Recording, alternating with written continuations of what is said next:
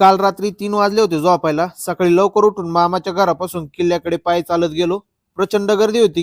किल्ल्याच्या पायथ्याशी मस्त फेटा बांधला आणि किल्ला चढायला घेतला. न थकता पहिला दरवाजा म्हणजे महादरवाजापर्यंत येऊन पोहोचलो. नंतर गणेश दरवाजा, पीर दरवाजा पार करत शिवाई मातेचं दर्शन घेतलं. मंदिरातच जरा वेळ विश्रांती घेतली. अंबरखाना आणि मेणा दरवाजा पार करत किल्ल्यावरील सपाटीला लागलो.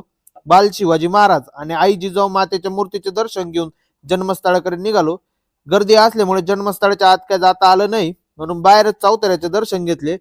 किल्ल्यावर 1-1.5 तास निवांत बसलो. जरा जास्तच थकलो होतो, पायाला गोळे आले होते. थकवा दूर करत किल्ला उतरायला घेतला.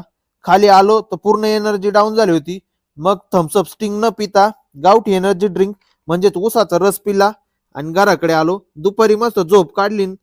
संध्याकाळी परत जयंती साजरी करायला चौकात गेलो. तर तिथं काय घडलं ते तुम्हीच बघा आणि लाईक नक्कीच करा.